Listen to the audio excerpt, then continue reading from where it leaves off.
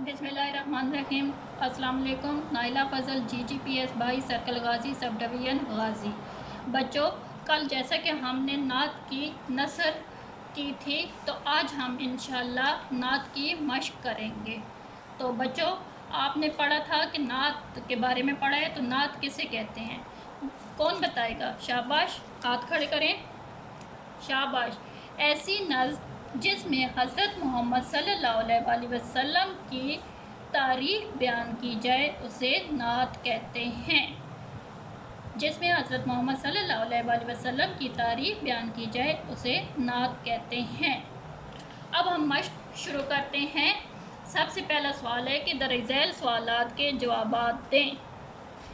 पहला सवाल है कि ऐसी नज़म जिसमें नबी पाक सल्लल्लाहु अलैहि वसल्लम की तारीफ़ की गई हो क्या कहलाती है?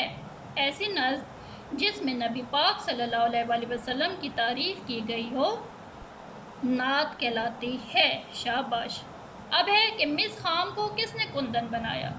मिस खाम को किसने कुंदन बनाया था? शाबाश, कोई बता सकता है? जी हाँ, मिस खाम को हजूर सल्लल्लाहु अलैहि वसल्लम ने कुंदन बनाया।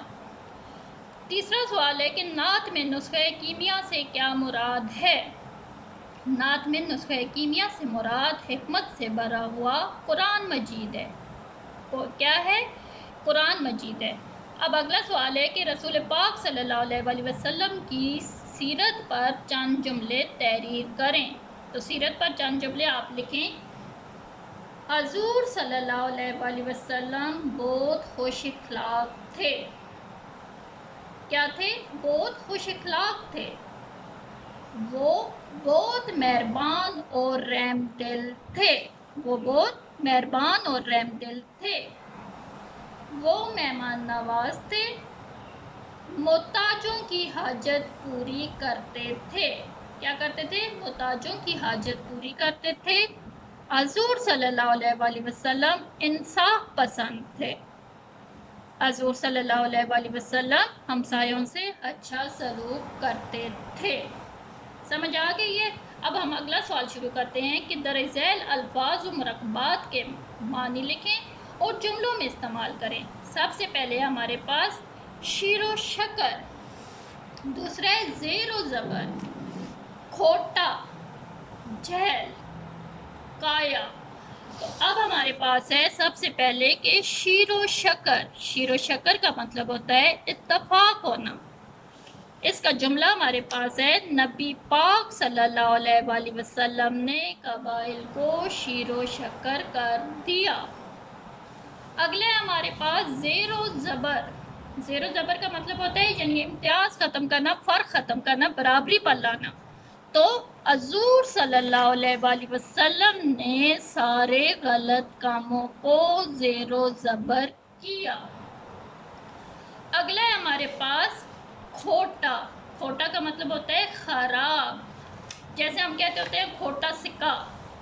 तो हजूर सल्लल्लाहु अलैहि वसल्लम ने खरे और खोटे लोगों की निशानदही की। अगला है हमारे पास जहल। जहल का मतलब होता है अक्ल से आरी।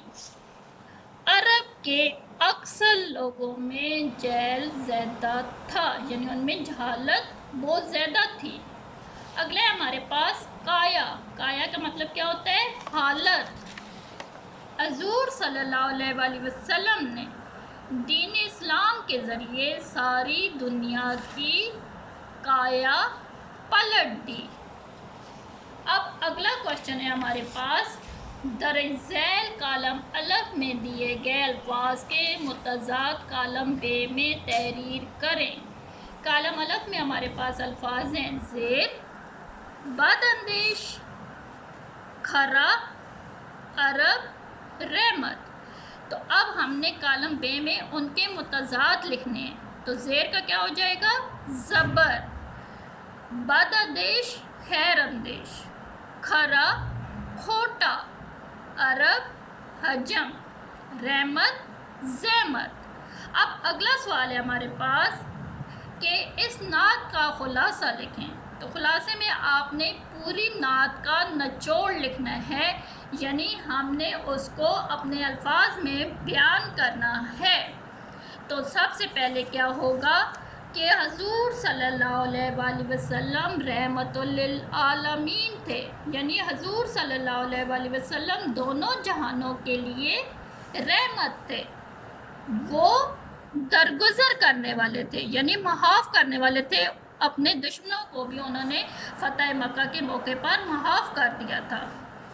انہوں نے تمام غلط کاموں کو ختم کیا، یعنی جو بت پوجتے تھے عرب یا جو بھی غلط کام کرتے تھے، شراب پیتے تھے، جوا کھیلتے تھے، حضور صلی اللہ علیہ وآلہ وسلم نے ان تمام کاموں کو ختم کیا۔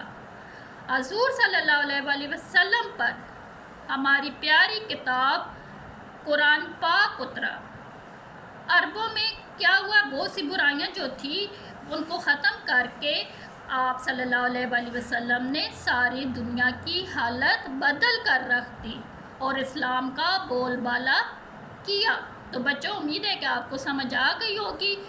آپ نے اس مشق کو گھر سے کر کے لانا ہے، کاپیوں پہ نیٹ اور خوش خط لکھنا ہے۔ کل انشاءاللہ میں چیک کروں گی۔ اللہ حافظ۔